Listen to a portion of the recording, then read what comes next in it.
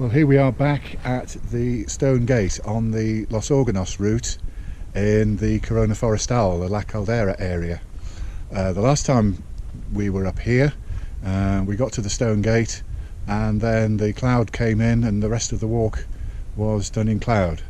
So what I thought I'd do is come back here and film on a slightly better day, and indeed we do have one. It's not bad at all. The Caldera is about, so it's quite hazy, but we can see all the way down to Puerto de la Cruz, right down through the trees there and down to the sea. As I said on the last time we visited this, it's a bit like a roller coaster. You do all the hard work getting up to the Stone Gate, and then you have the sort of switchback section, a little bit uphill but mainly sweeping downhill to take you back to La Caldera and the bus back to Puerto de la Cruz. In the meantime, you get fantastic views through the trees right over to Teide, misty in the distance over there.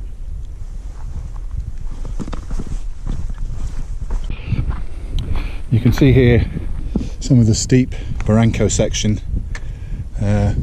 Basically what we have to do on this walk is run one side of the barranco till we get to the head, and then you just flip round the corner, as it were, and continue down the other side of the barranco. Sometimes it seems as though the path is impossible. It can't be a path around the corner, but there is. We're pretty much at the head of the barranco now, starting to turn round to the right to traverse the other side. If you look across there, it's hard to see where there might be a path, but we do know there is one, so we'll carry on and we'll find it. Still pretty much steady downhill, not too slippery underfoot, which is a good thing. Sometimes these pine needles can be a bit slippery, but at least they're dry. And I always, for a downhill section, I always have a walking pole just to steady myself in case things get a little bit slippery. So far it's fine. Steep drops on the side, but path is wide enough. I'm not particularly fond of heights myself, but I don't get any kind of vertigo coming along this path, so it should be okay for most people. This is one of those places where you look at the opposite side and you can't see a path anywhere, so you just wonder what's going to happen. But in fact, the true path comes round the corner and up, not a huge distance. So basically you're backtracking a little bit this way, but on a higher level, and eventually you'll get up to a height where you get over to the other side of the barranco.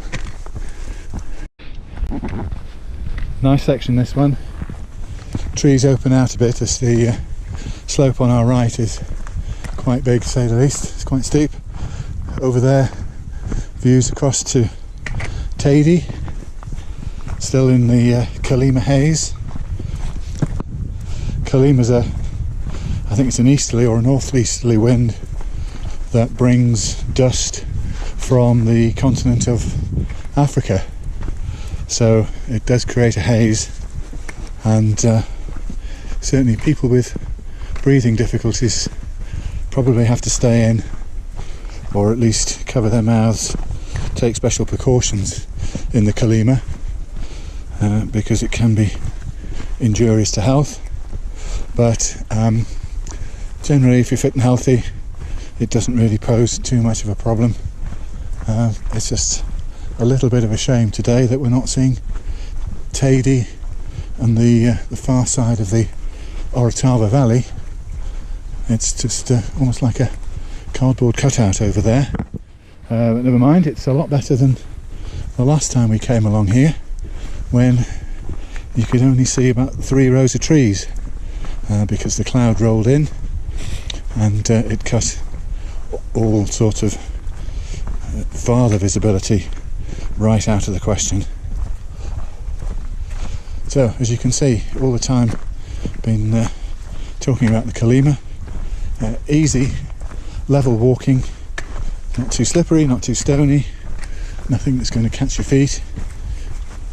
Just very, very pleasant, gentle up and down, enjoying the sunshine and the views of the trees off to the right hand side of us. We're just coming up to the point of the best lookout on the whole walk.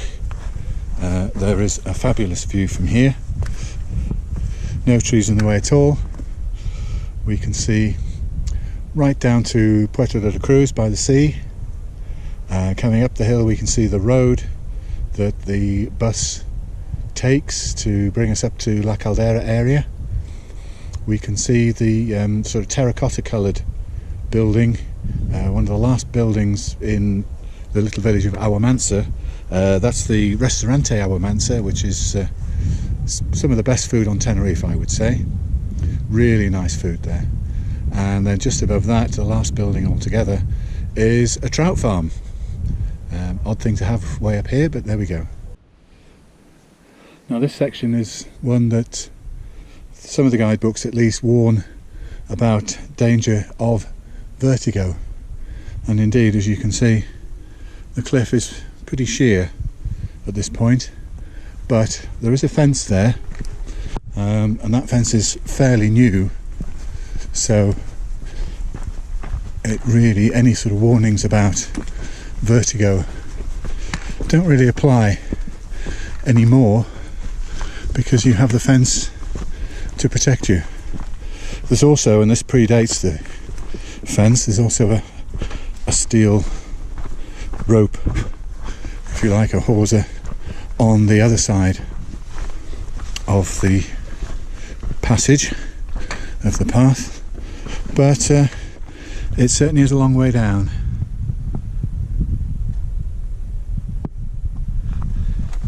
So it's as well to take care.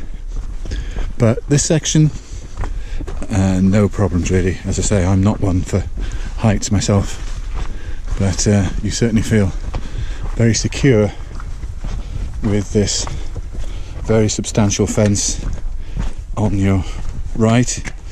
I just pity the poor guys who had to come and build it, because that really must have been quite a thing.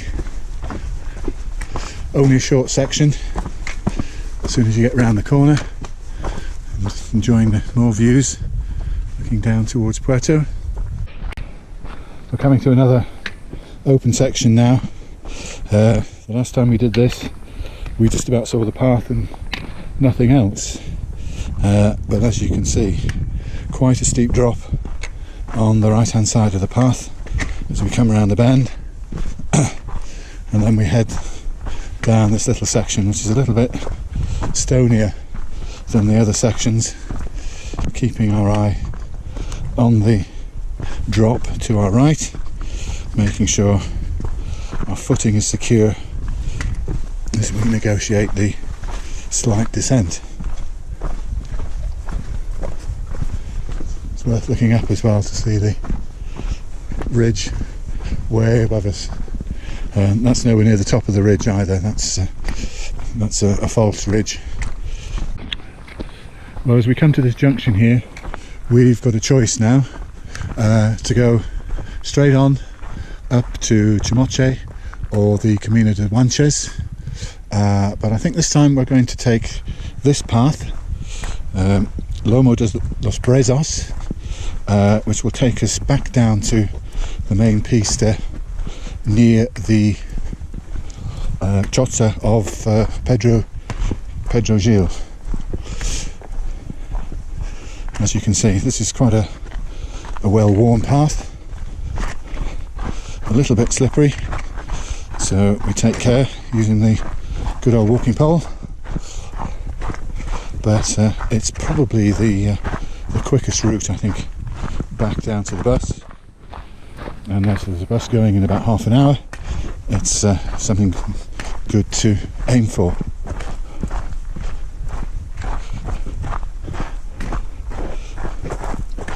So we've done a descent from Los Organos in cloud, and today we've been luckier to do a descent in lovely sunshine.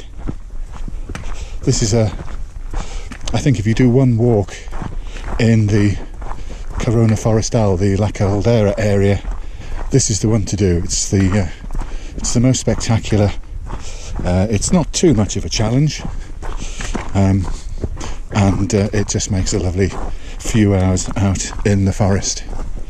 So I hope you've enjoyed this one, and we'll see you on the next one.